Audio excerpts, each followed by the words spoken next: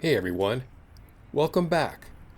I'm going to be walking around Kadikoy, Istanbul, talking about taxi scams and how to avoid getting scammed by one.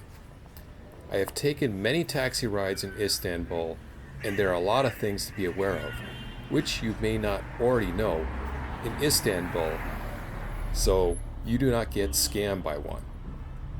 You could always buy an Istanbul card prepaid bus car, which is a lot cheaper than a taxi.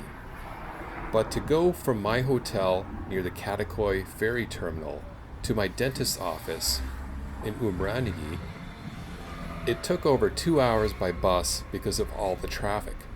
But only 20 minutes using the expressway by taxi if the taxi driver is honest. So a bus is not always the practical way to get from point A to point B in a city of 15 million people filled with vehicles. One of the best advices I can give is to never flag a taxi. Use taxi apps instead. I only use the Uber app to get a taxi. Flagging a taxi can cost you many times more than using the Uber app. What you have to realize is that there's a lot of narrow streets, and if a car breaks down, there's an accident, someone is loading or unloading a truck, or there's construction work, you're going to get stuck in traffic. And the meter counter is going to continue adding up. If a taxi driver takes a wrong turn onto a narrow street from a 2-lane street, you can easily get stuck in traffic, and it could cost a lot more than your previous taxi ride to the same destination. Also note that travel websites like Booking.com can quote you double or triple what Uber is quoting you as the maximum from the airport to your hotel in Kadikoy. The express bus is a lot cheaper than a taxi, and all the ones I have taken were very clean. There's also a subway and a regular bus from the airport, but it's not good to use if you have luggage because it can get crowded and you can easily get distracted by pickpockets while trying to hold on to your luggage. So, bottom line, if you have to use a taxi, download the Uber app. Taxis are actually the only vehicle set up on Uber, so you can easily find a taxi on Uber. You will also need to confirm the phone number in Istanbul for Uber on your cell phone to use the app. So don't just get a data plan SIM card at the airport. You need one with a phone number so you can confirm your identity. You could also download a cheaper eSIM if you have a phone that is eSIM compatible. There are also different kinds of taxis like yellow taxis and premium black ones, which can cost almost double. I have taken both, but you only need to take the basic yellow taxi to get you to where you want to go.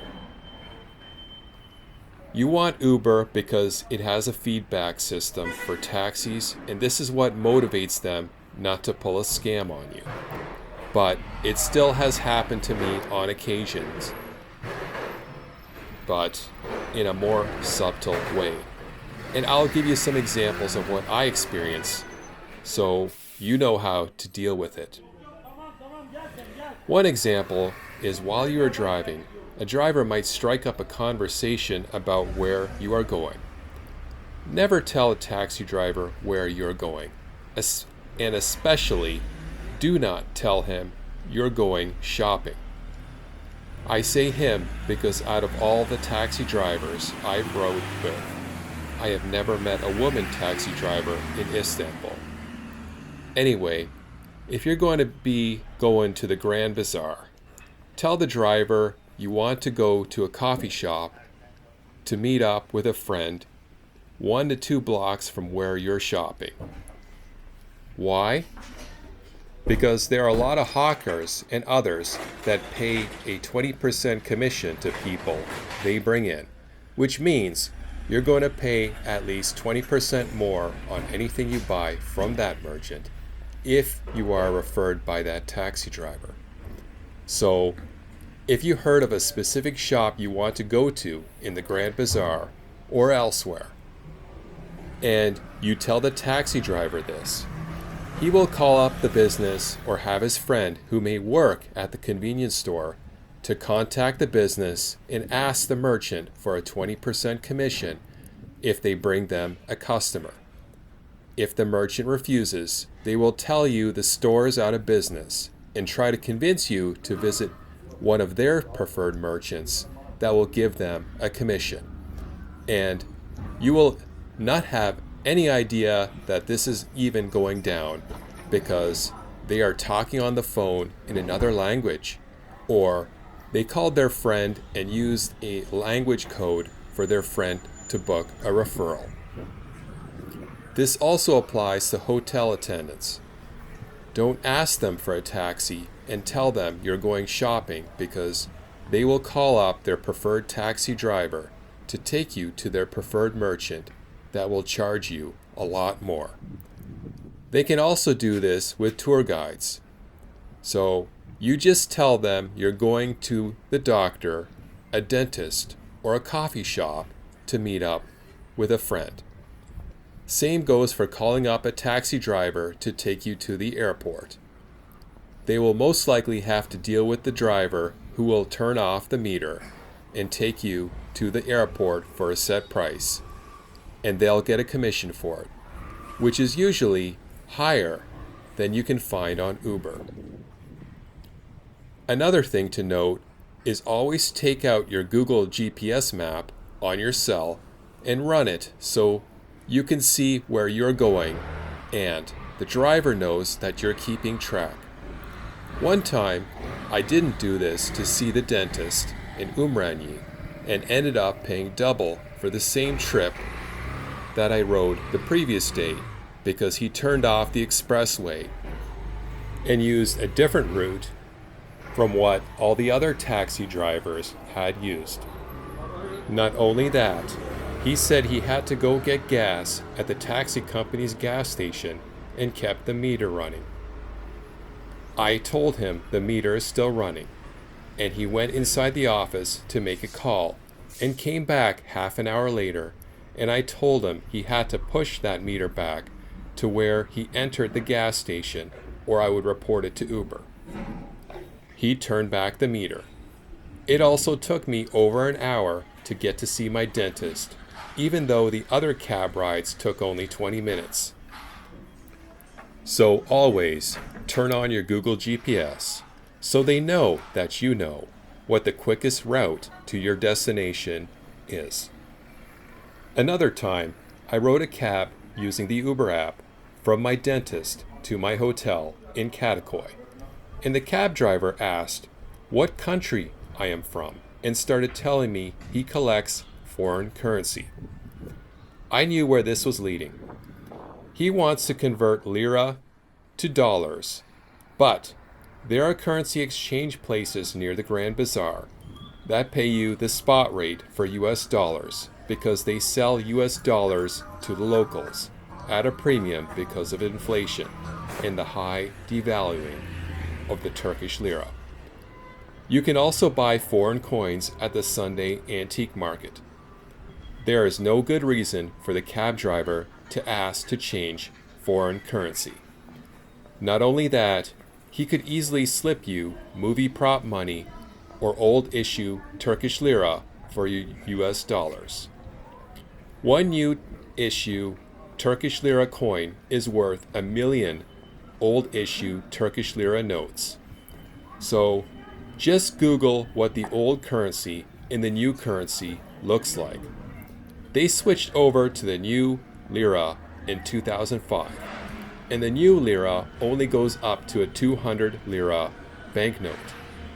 I also noticed that north of the Galata Bridge, on the way to a restaurant stand that I like to visit that sells $1 chicken donars, there were vendors selling stacks of movie prop Turkish money that doesn't have the security foil on it.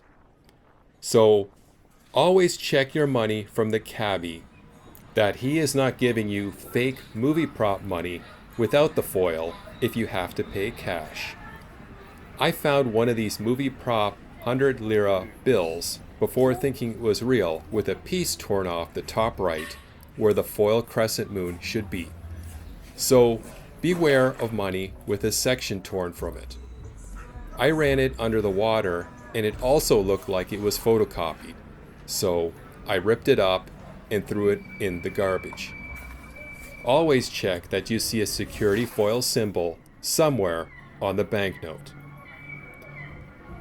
There are also scammers who will pass off fake bills as real bills. So be especially careful when dealing with people standing in front of a business at night trying to sell you boxes of underwear or perfume from a backpack. They may end up handing you prop money or counterfeit money. My battery's low, so I'll have to shut the camera off. Here we are on the Galata Bridge, so let's continue. The risk of being handed fake money by a seller is another reason to ask for smaller denomination currency when going to a currency exchange place so you can pay using exact change. The driver could also let you out at a strange place where his friends show up pretending to be the police and rob you of your money and passport. I did another video of 2 fake police officers who tried to steal my passport in a busy area. One of them showed me his gun. It wasn't a fun experience, so just be aware of that and use some street smarts. Don't let the taxi driver know you are carrying money or your passport. With the Uber app, you are paying for everything with your credit card, so you can tell the taxi driver you have no cash on you and you just pay by credit card for everything. If they know you have money on you, you can easily get screwed, even though it may seem innocent to you at first. Also, dress like a working class person, not someone who looks like they're walking money, or you're going to get in trouble. And don't ever flag cabbies from the street. I remember a time when I booked a hotel at Aksaray Metro because the road to Sultan Hamid was under construction, and the express airport bus couldn't take you any further than Aksaray Metro. There were several taxi drivers walking around the bus as I exited, offering taxi service. These guys would have definitely overcharged any foreigner for a taxi ride, taking them through back alleys. Also, the tram was still running along the road under construction, so anyone could have easily taken the bus to their hotel in Sultan Hamid if they did their research. I have friends who were seriously scammed by taxi drivers who are not registered with Uber. So, if you have to order a taxi, only order it from the Uber app because they guarantee the taxi drive. Hopefully, you learned something new from my taxi experiences to make your trip to Istanbul wonderful and decide to click like and subscribe. You can also check out some of my other videos with more travel tips on Istanbul and other places I have visited. Thanks for watching and see you in the next video.